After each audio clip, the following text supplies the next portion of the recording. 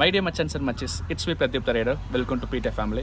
இன்றைக்கி நம்ம கிட்ட இருக்கிறது Yamaha ஒரு 2 வீக்ஸ் முன்னே லான்ச் பண்ண FZS V4 ஹைப்ரிட் வெர்ஷன் தான். இந்த ஹைப்ரிட் வெர்ஷன் லான்ச் ஆகும்போது எனக்கே ரொம்ப ஒரு க்யூரியாசிட்டியாக இருந்துச்சு. அப்படி என்னதான் அதில் வந்து இருக்கும், மெயினாக பார்த்தோம்னா மைலேஜில் ஏதாச்சும் ஒரு டிஃப்ரென்ஸ் தெரியுமா அப்படிங்கிற நிறைய கொஷின்ஸ் வந்துட்டே இருந்துச்சு. ஸோ இன்றைக்கி தான் நான் வந்து தெளிவாக இந்த மோட்டார் சைக்கிளை வந்து நான் ரிவ்யூ பண்ணி ஷோரூம் கிட்டே கேட்டு ரிவ்யூ பண்ணி ரைடும் பண்ணியாச்சு. ஸோ மெயினாக அந்த ஹைப்ரிட் அப்படிங்கிறது என்னென்னு பார்த்தோம்னா, நீங்கள் வந்து சடனாக ஒரு RPM வந்து 2000 3000 போயிட்டு சடனாக வந்து நீங்கள் வந்து ஒரு ஆக்சிலேட் பண்ணுறீங்க அப்படின்னா அங்கே இருக்கக்கூடிய அந்த பீக் பவருக்கு மட்டும் பேட்டரியோட பவர் வந்து வர மாதிரி வந்து ஒரு டெக்னாலஜி கொடுத்துருக்காங்க. இது மூலமாக மைலேஜ் ஒரு 3-4 அந்த அளவுக்கு எதிர்பார்க்கல அப்படிங்கிற மாதிரி ஷோரூம் சொல்லியிருக்காங்க. ஸோ அது எந்த அளவுக்கு கிடைக்கும் அப்படிங்கிறத நம்ம வந்து மோட்டார் சைக்கிள் வாங்கி ஒரு 3 months 4 months ஆனதுக்கப்புறம் தான் தெரிய வரும். இது போக இந்த 150cc பார்க்கும்போது இதோட காம்படிஷனான பல்சர், ஹீரோவில் எக்கச்சக்கமாக இருக்குது. அது கூட இது வந்து எந்தளவுக்கு காம்பீட் பண்ண போகுது அப்படிங்கிறத வந்து தெளிவாக பார்ப்போம். ப்ளஸ் மோட்டார் சைக்கிளில் ஃபஸ்ட் ஹைப்ரிட் வெர்ஷன் அப்படிங்கிறதும் இதுதான். ஸோ இதை பற்றின ப்ரோஸ் அண்ட் கான்ஸ் எல்லாமே இந்த வீடியோவில் வந்து நம்ம தெளிவாக பார்ப்போம். உங்கள் கையில் ஒரு 1,40,000 ஒரு பட்ஜெட் இருந்து ஒரு நல்ல மோட்டார் சைக்கிள் ஒரு டீசெண்டான மைலேஜில் போகலாம் அப்படின்னு கேட்டிங்கன்னா இது வந்து டெஃபினெட்லாக ஒன் ஆஃப் த ஆப்ஷனாக வச்சுக்கோங்க. ஸோ ரிவ்யூக்கில் போகலாம். எந்த டவுட் இருந்தாலும் கீழே மறக்காம கமெண்ட் பண்ணுங்கள். பிடிஆர் பார்த்துட்டு ஃபர்ஸ்ட் ஷோர் ரிப்ளை பண்ணுவோம். மோட்டார் சைக்கிளோட மெயினாக டிஃப்ரென்ஸ்னு பார்க்கும்போது டிசைன் வைஸ் பார்த்தோம்னா பெருசாக டிஃப்ரென்ஸ் எனக்கு தெரியல. ஒரு சின்ன விஷயம் வந்து டிஃப்ரென்ஸ் கொடுத்துருக்காங்க. நான் டிஃப்ரென்ஸ் வந்து அப்புறம் வரேன். இதில் வந்து நான் ஃபஸ்ட்டாக நான் வந்து ரொம்ப எக்ஸைட்டடாக பேசக்கூடிய விஷயம் அப்படின்னு பார்த்தோம்னா, இதில் இருக்கக்கூடிய 4.2 inch TFT டிஸ்பிளே தான். ஆன் பண்ணும்போதே ஃபஸ்ட்டு நமக்கு அந்த Yamaha அப்படிங்கிறது வருது. ஸோ இங்கே வந்து இதுதான் டிஸ்பிளே. ஸோ உள்ளே பார்த்தோம் அப்படின்னோம்னா மேலே நமக்கு டைம் இருக்குது, கீழே வந்து கியர் பொசிஷனிங் இண்டிகேட்டர், இங்கே வந்து RPM லிமிட் இருக்குது. இந்த RPM லிமிட்டில் ஒரு சின்ன சர்ப்ரைஸ் கொடுத்துருக்காங்க. அதை வந்து நான் ரிவ்யூ பண்ணும்போது காமிக்கிறேன் என்ன அப்படிங்கிறத. சென்டரில் வந்து ஸ்பீடோமீட்டர், அப்புறம் இங்கே வந்து பார்த்தோம்னா ஃபியூவல் டேங்கோட லிமிட் அதெல்லாமே கொடுத்துருக்காங்க. லெஃப்ட்டில் பார்த்தோம்னா neutral, low beam, high beam அதுக்கான விஷயம் எல்லாமே கொடுத்துருக்காங்க. ஒரு டீசெண்டான செக்மெண்ட் அண்ட் 150cc இந்த நமக்கு TFT கொடுத்தது அப்படிங்கிறது ஒரு ஒரு ஒரு வெல்கம் பண்ணக்கூடிய விஷயந்தான்.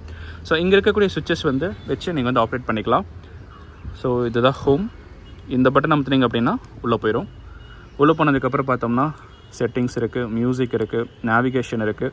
இந்த நேவிகேஷன் எல்லாமே நீங்கள் வந்து உங்கள் ஃபோன் மூலமாக ப்ளூடூத் கனெக்ட் பண்ணிட்டீங்க அப்படின்னா ட்ரிப் நேவிகேஷனில் யூஸ் பண்ணிக்கலாம். நோட்டிஃபிகேஷன், வெதரு, செட்டிங்ஸ்குள்ளே போய் பார்ப்போம். செட்டிங்ஸ்குள்ளே போனோம்னா ட்ராக்ஷன் கண்ட்ரோல் நீங்கள் வந்து எனேபிள் பண்ணிக்கலாம், டிசேபிள் பண்ணிக்கலாம். ஷிஃப்ட் இண்டிகேட்டர், தீமை செலக்ட் பண்ணிக்கலாம். இப்போ வந்து தீம் 1 இருக்குது, நான் தீம் 2 வச்சுக்கிறேன். ஸோ இது தீம் 2. ஸோ டிஃப்ரென்ஸ் நல்லாவே தெரியுது. ஸோ இது மாதிரி சின்ன விஷயம் எல்லாமே பார்த்தோம்னா நமக்கு TFT டிஸ்பிளேல வந்து அப்டேட் பண்ணியிருக்காங்க. மற்றபடி குவாலிட்டி வைஸ்னு பார்க்கும்போது எனக்கு வந்து ரொம்பவே பிடிச்சிருக்கு. கலருமே பார்த்தோம்னா 2 கலர் வந்து ப்ளே பண்ணுது. மெயினாக பார்த்தோம்னா டேங்க்கில் ஒரு கலரும், கீழே வந்து நமக்கு அலாய்ஸில் வந்து இன்னொரு கலர் வந்து மேஜராக ப்ளே பண்ணுது. ஸோ இங்கேருந்து பார்த்திங்கனாலே நமக்கு தெரியும், இங்கே இருக்கக்கூடிய டேங்க் கவர்ஸ் வந்து ஒரு சின்ன ஒரு டிசைனில் வந்து ஒரு ஃபைபர் வந்து டிஃப்ரெண்ட்டாக கொடுத்துருக்காங்க. ஸோ அது வந்து நம்ம வந்து எந்த ஆங்கிலேருந்து பார்த்தாலும் அந்த ஒரு சின்ன ஒரு சேஞ்ச் வந்து நமக்கு நல்லாவே தெரியும். மற்றபடி இந்த பைக் எந்தளவுக்கு ப்ளே பண்ண போகுது, என்னெல்லாம் சேஞ்சஸ் இருக்குது அப்படிங்கிற எல்லா விஷயத்தையுமே நம்ம வந்து ரைட் ரிவ்யூவில் நம்ம பார்க்கலாம். ஸோ ட்ரைவ் பண்ணுறதுக்கு முன்னாடி இதோட கிரவுண்ட் கிளியரன்ஸ் பார்த்தோம்னா 165 mm. இந்த இடத்துல பார்த்தீங்கன்னா ஒரு ஃபைபர் பிளேட்ஸ் மாதிரி கொடுத்துருக்காங்க. இதனால தான் நமக்கு வந்து கிரவுண்ட் கிளியரன்ஸோட சைஸ் கொஞ்சம் கம்மியாகுது. இதெல்லாம் அப்படின்னா இன்னுமே உங்களுக்கு கிடைக்கும். பட் இந்த ஃபைபர் பிளேட்ஸ் கொடுத்தாலுமே உங்களுக்கு வந்து சிட்டியில் ஓட்டும் போதெல்லாம் நமக்கு வந்து பெருசாக வந்து ஒரு டிஸ்டர்பன்ஸ்லாம் எதுவுமே எனக்கு வந்து தெரியல. சேடில் ஹைட்டும் பார்த்தோம்னா ஒரு 780 mm கொடுத்துருக்காங்க. என்னோடய ஹைட் ஒரு 178 cm. நான் வந்து ஷூ போட்டு ஏறி உட்காந்தாலும் என்னால் கம்ஃபர்டபுளாக ஏறி உட்கார முடியுது. 2 காலுமே எனக்கு வந்து லேண்டில் தான் இருக்குது. ஸோ ஹைட் பற்றிலாம் எனக்கு வந்து எந்த பிரச்சனையுமே இல்லை. இன்ஜினை ஸ்டார்ட் பண்ணி பார்ப்போம். அந்த இன்ஜின் ஸ்டார்டிங்லேயே நமக்கு பார்த்தோம்னா அந்த ஒரு இன்ஜின் ஸ்லோ ஸ்டார்ட் டெக்னாலஜி கொடுத்துருக்கனால இன்ஜின் ஸ்டார்ட் ஆகிறது எனக்கு வந்து தெரியல. நான் வேணால் ஆஃப் பண்ணி திரும்ப ஆன் பண்ணி காமிக்கிறேன். அந்த ஸ்லோவாக ஒரு மைனராக ஆகுது. எனக்கு வந்து இன்ஜின் ஸ்டார்ட் ஆகிறது எனக்கு வந்து பெருசாக அந்த ஃபீல் கிடைக்கல. த்ராட்டில் சவுண்டுமே ரொம்ப ஒரு டீசெண்டான சவுண்டில் இருக்குப்பா. ஃபஸ்ட்டு இதில் வந்து 0 to 60 பிக்கப் வந்து எந்த அளவுக்கு இருக்குது அப்படிங்கிறத பார்ப்போம். நான் வந்து 2 பேர் உட்காந்துருக்கேன். ரைடர் நானும் இருக்கேன், பின்னாடி வந்து ஒரு பில்லியன் ரைடர் இருக்கார்.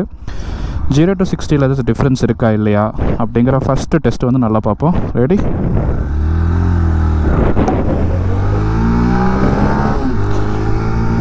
ஓகே,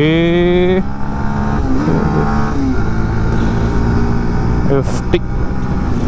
ஓகே, பிரேக்குமே சிங்கிள் சேனல் ABS தான். பட் அந்த பிரேக்கிங்கோட இனிஷியல் பைட்டிங் வந்து ரொம்பவுமே நல்லா இருக்குது. ஃப்ரண்ட் பிரேக் வந்து நமக்கு 282 mm அண்ட் ரியர் பிரேக் வந்து நமக்கு 220 mm. என்னதான் சிங்கிள் சேனல் ஏபிஎஸ்ஸாக இருந்தாலும் ரியரில் வந்து அந்த பெருசாக அந்த ஸ்கிட் ஆகிற மாதிரி எனக்கு வந்து பெரிய ஒரு டிஸ்டர்பன்ஸ் அது மாதிரிலாம் எனக்கு எதுவுமே வரல. ஸோ பிரேக்கிங் பொறுத்த வரைக்கும் நம்ம எதுவுமே பயப்பட தேவையில்லை. எந்த ரிவ்யூனால் நான் வந்து ஃபஸ்ட்டு பிரேக்கிங் தான் டெஸ்ட் பண்ணுவேன். ஒரு 150cc மேலே நீங்கள் போகும்போது பிரேக்கிங்கில் ஃபஸ்ட்டு நீங்கள் ஃபோக்கஸ் பண்ணி எடுக்கிறது தான் நான் வந்து ஒரு ரிவ்யூவராக நான் வந்து சஜஸ்ட் பண்ணுவேன். அதுக்கப்புறம் மோட்டார் சைக்கிளில் ஃபஸ்ட்டு சேஞ்சஸ்ன்னு பார்ப்போம். என்னப்பா இந்த FZS V4க்கும் இந்த ஹைப்ரிடுக்கு என்னதான் டிஃப்ரென்ஸ் அப்படின்னு வந்து நிறைய பேர் கேட்டுட்ருப்பீங்க. ஃபஸ்ட்டு விஷயம், ஹைப்ரிட்னு போகும்போது உங்களோட எக்ஸ்பெக்டேஷன்ஸ் வந்து ரொம்ப பெரிய லெவலில் போகலாம். ஒரு 0 to 40 வந்து எனக்கு வந்து வேறு ஏதாச்சும் எலக்ட்ரிக் மோட்டாரை கொடுத்து 40க்கு மேலே வந்து பெட்ரோல் வந்து இன்ஜின் யூஸ் ஆகுமா அப்படிங்கிற நிறையா டவுட்ஸ் வந்து நிறையா பேர்த்துக்கு இருக்கும். இதில் வந்து ஹைப்ரிட் டெக்னாலஜி அப்படிங்கிறது ரெண்டு விஷயந்தான். ஒன்று வந்து எப்போல்லாம் நீங்கள் வந்து ஆர்பிஎம் வந்து அதிகமாக ரெவ் பண்ணுறீங்களோ, அதாவது இப்போ வந்து ஐடியலில் போயிட்டுருக்கு ஒரு 2000 3000ங்கிறது ஒரு நார்மல். நீங்கள் வந்து ஒரு மோட்டார் சைக்கிளை வந்து சடனாக இது மாதிரி ஒரு வந்து ஓவர்டேக் பண்ணுறீங்க அப்படின்னா அந்த டைமில் வந்து ஒரு 3 to 4 செகண்ட்ஸுக்கு அந்த பீக்காக யூஸ் பண்ணக்கூடிய டார்க்கில் மட்டும் உங்களுக்கு வந்து பேட்டரியோட பவர் வந்து ஜென்ரேட் ஆகும். அந்த டைமில் வந்து உங்களுக்கு மோட்டாரும் ஃபியூவலோட எஃபிஷியன்சியும் அந்தளவுக்கு இருக்காது. ஸோ அதில் வந்து உங்களுக்கு வந்து மைலேஜ் கொஞ்சம் பெட்டராக இருக்கலாம். ஆனால் ரொம்ப நீங்கள் வந்து எக்ஸ்பெக்ட் பண்ண முடியாது. ஒரு 2 or 3 அந்த அளவுக்கு எதிர்பார்க்கலாம். செகண்ட் விஷயம் வந்து I3S டெக்னாலஜி கொடுத்துருக்காங்க. இங்கே இருக்க பார்த்தீங்களா, இதை வந்து நீங்கள் ஆன் பண்ணி ஆஃப் பண்ணி வச்சுக்கலாம். இந்த I3S டெக்னாலஜி வந்து என்ன பண்ணும் அப்படின்னு கேட்டால், மோட்டார் சைக்கிள் வந்து ஒரு டிராஃபிக்கில் வந்து நீங்கள் வந்து பைக்கை வந்து ஸ்டாப் பண்ணி வச்சுருக்கீங்க அப்படின்னா ஒரு 3 to 4 செகண்ட்ஸுக்கு மேலே வந்து பெட்ரோல் வந்து வேஸ்ட் ஆகக்கூடாது அப்படிங்கிறக்காக இன்ஜின் வந்து கட் ஆஃப் ஆயிரும். ஸோ அந்த டைமில் வந்து பெட்ரோல் இன்னும் கொஞ்சம் பெட்டராக கம்மி பண்ணும்.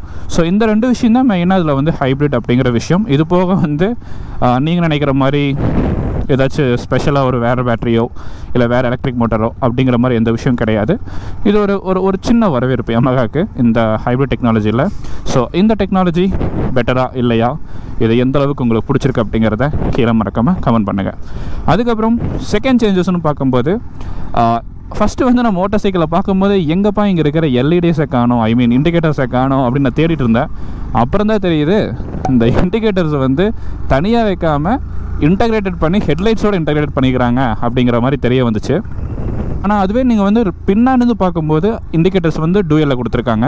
அதையும் இன்டகிரேட் பண்ணியிருந்தாங்கன்னா கொஞ்சம் டிசைன் இன்னும் கொஞ்சம் பெட்டராக இருந்திருக்குமா அப்படிங்கிற மாதிரி எனக்கு பர்சனலி ஃபீல் ஆகுதுப்பா.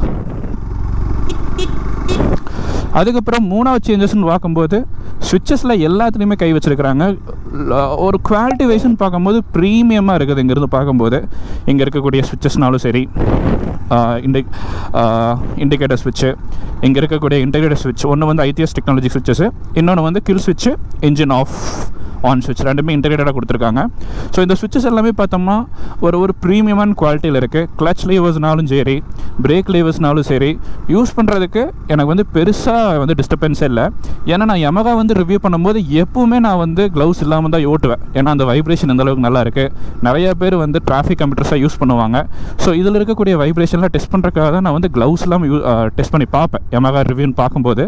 ஸோ அந்த விஷயத்தில் இந்த ஹைப்ரிட் இதிலேருந்து வர்றது க்ளவுஸ் எல்லாம் ஓட்டுறதுக்கும் நல்லா இருக்குது, டிராஃபிக்கில் ஓட்டுறதுக்கும் நல்லா இருக்குது. ஒரே ஒரு விஷயம் என்னென்னா, இது மாதிரி ஒரு பம்ப்ஸில் ஓட்டும்போது டெலஸ்கோபிக் சஸ்பென்ஷன் தான் இருக்குது அப்படிங்கிறது வந்து எனக்கு வந்து மைண்டில் வந்துட்டு போகுது. ஏன்னா 150cc பார்க்கும்போது நமக்கு இதே யமஹாலேயே பார்த்தோம்னா R15லையுமே நமக்கு பார்த்தோம்னா யூஎஸ்டி கொண்டு வந்துட்டாங்க. இந்த FZSல மட்டும்தான் நமக்கு வந்து டெலஸ்கோபிக் ஓடிட்டு இருக்குது. ஹைவேல போகும்போது உங்களுக்கு பெருசாக தெரியாது. ஒரு 80க்கு மேலே ஒரு 100க்கு மேலே க்ரூசிங் பண்ணும்போது, இல்லாட்டி இது மாதிரி ஆஃப் ரோட்ஸில் வந்து அந்த ஃபன்ச்சஸில் கொஞ்சம் கீழே இறக்கி ஓட்டும்போது வந்து உங்களுக்கு வந்து அந்த டெலஸ்கோபிக் இருக்கிறது அப்பப்போ வந்து ஃபீல் ஆகிட்டு போயிட்டே இருக்குது. இந்த விஷயம் எனக்கு கொஞ்சம் பெட்டராக இருந்திருக்கலாம். பட் நான் வந்து குறை சொல்ல மாட்டேன். நான் வந்து டெலஸ்கோபிக் ஓட்டினவன் தான், எனக்குலாம் பெட்டராக தான் இருக்கும். பட் கம்பேர் பண்ணி பார்க்கும்போது அந்த ஒரு டிஃப்ரென்ஸ் வந்து எனக்கு நல்லா தெரியுது. அதுக்கப்புறம் பார்த்தோம்னா டேங்க் சைஸில் கொஞ்சம் இம்ப்ரூவ் பண்ணியிருக்காங்க. டேங்கோட சைஸ் பார்த்தோம்னா 13 லிட்டர் கொடுத்துருக்குறாங்க. மைலேஜ் உங்களுக்கு மினிமம் ஒரு 55 கொடுத்தாலுமே 13 லிட்டர் ஓட்டும் போது ஒரு 600 கிலோமீட்டர் நீங்கள் வந்து ஸ்ட்ரெயிட் ஸ்ட்ரெச்சில் ஓட்டலாம் இந்த ஹைப்ரிட் வண்டி எடுத்துகிட்டு. ஸோ லாங் ரைஸில் போகும்போது நீங்கள் வந்து பயப்படணுங்கிற அவசியமே கிடையாது. முதல்ல இருக்கிற மாடல் பார்த்தோம்னா டேங்க் ஒன்று வச்சு பேனலில் லெஃப்ட்டு ரைட்டுன்னு கொஞ்சம் தனித்தனியாக கொடுத்துருந்தாங்க. கொடுத்துருந்தாங்க. ஸோ அதனால் வந்து டேங்கில் கொஞ்சம் வைப்ரேஷன் வருது, அது மாதிரி நிறைய கம்ப்ளைண்ட்ஸ் இருந்துச்சு. இந்த மாடலில் கொஞ்சம் பெட்டராக இருக்கிற மாதிரி எனக்கு ஃபீல் ஆகுது. ஏன்னா இது மாதிரி ஃபினிஷிங்கே பார்த்தோம்னா நல்லா பர்ஃபெக்டாக உள்ளே இருக்கக்கூடிய டேங்கே எனக்கு வந்து விசிபிள் இல்லாத மாதிரி அந்த பேனல்ஸ் வந்து கவர் ஆகிருக்கிறது நல்லா பெட்டராக இருக்குது. பட் ஸ்டில் நம்ம வந்து பைக்கை ஓட்டி பார்த்து வாங்கி ஒரு 2-3 மாதம் ஆனதுக்கப்புறம் தான் அந்த பர்டிகுலர் இஷ்யூ வந்து அதில் வந்து ஃபிக்ஸ் ஆகிருக்குதா இல்லையா அப்படிங்கிறது வந்து நமக்கு தெளிவாக தெரியும். அதுக்கப்புறம் மேஜர் சேஞ்சுன்னு பார்த்தோம்னா 4.2 இன்ச் டிஎஃப்டி டிஸ்பிளே நமக்கு கொடுத்துருக்குறாங்க.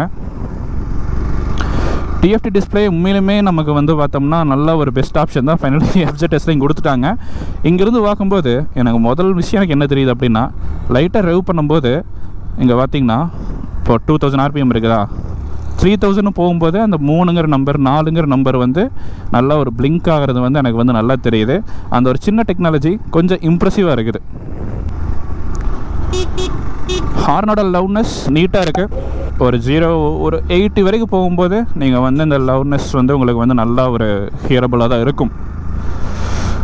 ஹேண்டில் பாரோட பொசிஷன் தான் நான் வந்து மெயினாக வெயிட் பண்ணிகிட்டு இருந்தேன். ஏற்கனவே இருந்த எஃப்ஜெட்எஸ்ல இருக்கிற மாதிரியே தான் ஹேண்டில் பார் இருக்குது, எந்த வித சேஞ்சஸும் இல்லை, க்ளீனாக அப்ரைட் பொசிஷனில் இருக்குது. வைப்ரேஷன் பார்க்கும்போது எனக்கு வந்து நீங்கள் வந்து டீசெண்டாக ஒரு 3000 RPM ஒரு 4000 RPMல ட்ரைவ் பண்ணுறீங்க அப்படின்னா எனக்கு வந்து தெளிவாக இருக்குது, வண்டி ஓட்டுறதுக்கு நல்ல ஸ்மூத்தாக இருக்குது.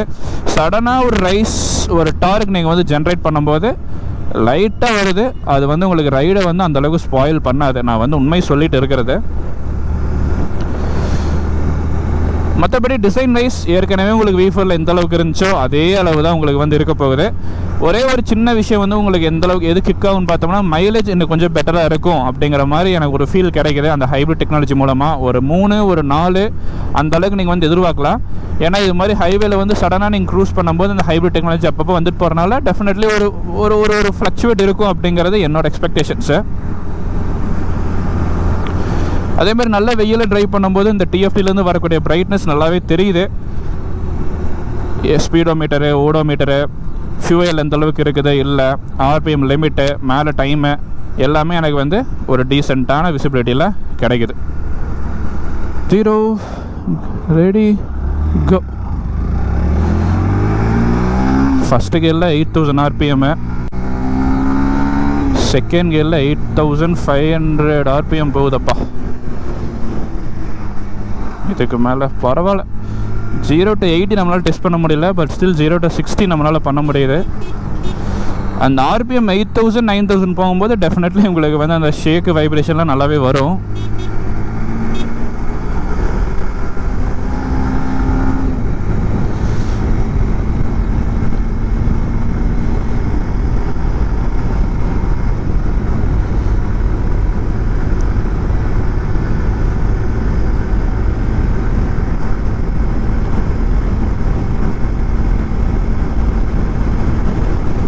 ஓகே, ஸோ ஸ்பீடுன்னு பார்க்கும்போது 0 to 60 வந்து நல்லா ஈஸியாக ரீச் ஆகுது. 60 to 70 ஓரளவுக்கு ஆகுது. 70 to 80 கொஞ்சம் டைம் எடுக்குது. 80 to 90 ஆஸ் யூஷுவலாக டைம் ஆகுது. எனக்கு ஒரே ஒரு விஷயம் வந்து என்னென்னு தோணுது அப்படின்னா, இந்த ஹைப்ரிட் டெக்னாலஜின்னு இத்தனை விஷயம் கொடுத்துருக்கும் போது நமக்கு வந்து பவர்லாம் இன்னும் கொஞ்சம் பவர் கொடுத்துருக்கலாமோ அப்படிங்கிற மாதிரி எனக்கு கொஞ்சம் பர்சனலி ஒரு ஃபீல் எனக்கு கிடைக்குதப்பா. ஏன்னா அந்த ஒரு 60 to 80 வந்து கொஞ்சம் டைம் எடுக்குது. அதில் வந்து நமக்கு ஒரு பவர் 1 or 2 கொஞ்சம் ஃப்ளக்சுவேட் பண்ணி டார்க் கொடுத்துருந்தாங்கன்னா இந்த மாடல் அப்படிங்கிறது தாறுமாறு அந்தளவுக்கு இருந்திருக்கும். ஓகே, நான் வந்து எனக்கு தோன்றதை சொல்கிறேன். இது எக்கனாமிக்காக ஓட்டும் போது, ஒரு டிராஃபிக் மீட்டராக ஓட்டும் போது நமக்கு வந்து பவர் அந்தளவுக்கு பெருசாக வந்துட்டு போகாது. டயர்ஸுமே பார்த்தோம்னா ரொம்ப கம்ஃபர்டபுளாக இருக்குது இது மாதிரி ரோட்ஸில் ஓட்டுறதுக்கு. இந்த 150cc எனக்கு தெரிஞ்சு ப்ராட் டயர்ஸ்னு பார்த்தோம்னா இந்த எஃப்ஜெட்எஸ் V4ல தான் கொடுக்குறாங்க. 17 inch 140 செக்மெண்ட்டில் கொடுக்குறாங்க. நீங்கள் வந்து பின்னாடி பார்த்தோம்னா ஒரு 150cc மோட்டார் சைக்கிள் போகிற மாதிரியே உங்களுக்கு வந்து ஒரு ஃபீல் கிடைக்காது. அந்தளவுக்கு உங்களுக்கு வந்து ஒரு பெனிஃபிட் கிடைக்கும், நல்ல ஒரு ரோடு கிரிப்ஸ் கிடைக்கும்.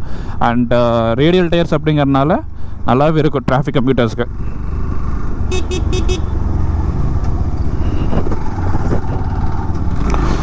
சிட்டிங் பொசிஷன் ரொம்ப கம்ஃபர்டபுளாக இருக்குது. 2 பேர் ஓட்டிகிட்ருக்குறோம். எனக்கு தெரிஞ்ச ஒரு 10 ஒரு 15 கிலோமீட்டர் ஓட்டியிருப்பேன். எனக்கு வந்து பட்லையோ இல்லை தைஸ்லையோ பெருசாக எனக்கு வந்து பெயின் கிடைக்கல. அதே மாதிரி சீட்டோட குஷனிங்குமே பார்த்தோம்னா ரொம்பவுமே கம்ஃபர்டபுளாக இருக்குது. ஸோ இது மாதிரி ஒரு டிராஃபிக் ரோட்ஸில் அப்படியே கேஷுவலாக ஓட்டுறதுக்கு, அப்படியே கட்டடிச்சு ஓட்டுறதுக்கெலாம் இந்த அப்கிரேடட் வெர்ஷன் வந்து நல்ல ஒரு வெல்கமிங்காக தான் இருக்கும். ஒரு 15 கிலோமீட்டர்ஸ் ஓடிருப்பேன் நான் க்ளவுஸ் இல்லாமல். எனக்கு வந்து ஒரு ரைடிங் ப்ரெஷர் அப்படிங்கிறது ரொம்ப ஒரு டீசெண்டான ஃபீலில் வந்து எனக்கு கொடுக்குதுங்க. இன்ஜின் ஹீட்டுமே பார்த்தோம்னா நான் டிராஃபிக்கில் பார்த்தோம்னா ஒரு 15லேருந்து ஒரு 20 கிலோமீட்டர் ஓட்டியிருப்பேன். இன்ஜின் ஹீட் வந்து எனக்கு பெருசாக தெரில. நீங்கள் வந்து என்னை மாதிரி ஒரு பேண்ட்டுமே ஒரு ஷூவும் போட்டு ட்ரைவ் பண்ணிங்க அப்படின்னா ஒரு 100 கிலோமீட்டர் போனாலும் சரி, ஒரு 150 கிலோமீட்டர் போனாலும் சரி, இன்ஜின் ஹீட்டில் உங்களுக்கு பெருசாக டிஸ்டர்பன்ஸே பண்ணல. நல்லா இருக்குது. நல்லா ரைடிங் ஜாக்கெட்டை போட்டு நல்லா கிட்ட போட்டுட்டு வெயிலாலும் சரி மழையினாலும் சரி இந்த சிங்கிள் சேனல் ஏபிஎஸ் எடுத்துகிட்டு போனீங்க அப்படின்னீங்கன்னா அருமையாக இருக்குது. ஸோ கைஸ், இதுதான் FZS V4 ஹைப்ரிட் வெர்ஷன் பற்றின கம்ப்ளீட் ரிவ்யூ. இதை பற்றின ப்ரோஸ் அண்ட் கான்ஸ் நான் வந்து தெளிவாக கொடுத்துருப்பேன். சில பேர்த்துக்கு பிடிக்கும், சில பேர்த்துக்கு பிடிக்காது. உங்களுக்கு இந்த மாடல் பற்றின என்ன வித டவுட்ஸ், என்ன கமெண்ட்ஸாலும் கீழே மறக்காமல் கமெண்ட் பண்ணுங்கள். டெஃபினெட்லி இந்த பிடிஆரை பார்த்து ரெஸ்பாண்ட் பண்ணுவோம். அண்ட் நம்ம ரிவ்யூ ஸ்டைல் பிடிச்சிருக்கு அப்படின்னா இந்த பிடிஆர் எக்ஸ்பெக்ட் பண்ணுறது ஒரே ஒரு விஷயம் தான், நம்ம சேனல் பிடிஆரை மறக்காமல் சப்ஸ்கிரைப் பண்ணிக்கோங்க. சில guys, bye bye, take care everyone. Signing off from Pradeep தரையிடா.